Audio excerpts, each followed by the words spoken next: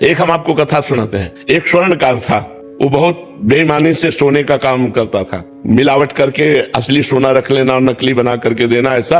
और 2 राजकीय कर्मचारी आते थे उसके यहाँ, पुलिस वाले, वही रात्रि में सोते खाते पीते गश्त लगाने वाले जो होते। धीरे धीरे मित्रता हुई और धीरे धीरे सारी पोल हो जाएंगे स्वर्णकार की, और सब पता चलने लगा कि इतनी संपत्ति इसके पास है। अब उन दोनों ने एक दिन प्लान किया कि स्वर्णकार को मार देते हैं, और सब जेवर और सब बॉक्स में बंद करके निकले। तो सामने वाला लघुशंका करने के लिए निकला, सामने वो मकान वाला, उसने देखा तो उनका तुम कुछ गड़बड़ करके आ रहे हो, रात्रि में निकल रहे हो। तो उनका जाओ तुम अपना काम करो। तो बोले नहीं, हम हल्ला मचा देंगे। तो उनका सुनो, कुछ साझेदार बन जाओ, हम तुम्हें दे देंगे, लेकिन तुम चुप रहो। बोले हम बेईमान आदमी नहीं है, हम ईमानदार आदमी हैं। और वो लड़ गया। जब लड़ गया तो उनको केस बनाने में देर न लगी, वो बक्सा उसके पास रख दिया और तुरंत हल्ला मचा दिया और कहा इसने स्वर्णकार को मारा है, स्वर्ण लेके जा रहा था, मैंने गिरफ्तार किया। पूरा का पूरा केस उसके ऊपर आ गया। अब उसको बंदी बना लिया गया। गवाही पुलिस वाले कि इसको हमने घर से निकलते देखा है और ये बॉक्स उसकी चोरी का है और इसने स्वर्णकार को मार दिया, और केस पुलिस वालों ने किया था। अब जब जज के सामने पेश किया गया तो सारी साक्षी उसी के खिलाफ थे, जो सत्य आदमी था।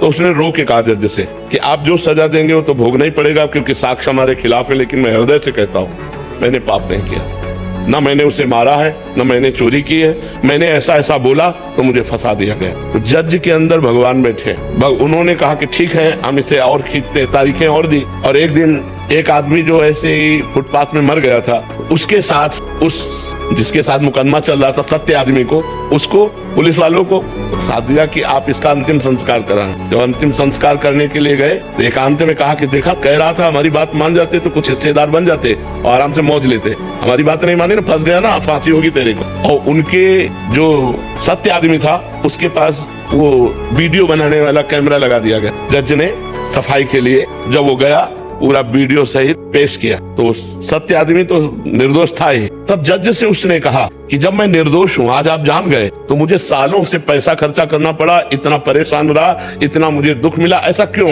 क्योंकि मैं निर्दोष हूँ, अब तो जान गए हो ना। तो जज ने कहा, सत्य बताना, इस जन्म में तुमने कोई ऐसा पाप किया है जिसकी सजा न मिली हो और जिसका प्रायश्चित न किया हो? उसी का दंड आपको यहाँ निर्दोष होने पर प्राप्त हो रहा है, आप सत्य बताना। तो उसने अपनी घटना बताई।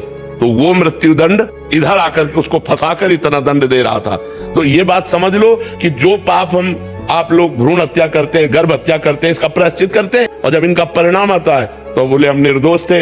जो आप पाप करोगे उसका दंड भोगना पड़ेगा, आज नहीं तो कल, और ऐसी जगह भोगना पड़ेगा जहां आपने पाप नहीं किया। हम मानते हैं 100% आप सत्य हो, लेकिन आपका पूर्व का वो गुप्त पाप आपकी ऐसी तैसी कर देगा। इसलिए डरो, पाप कर्मों से डरो।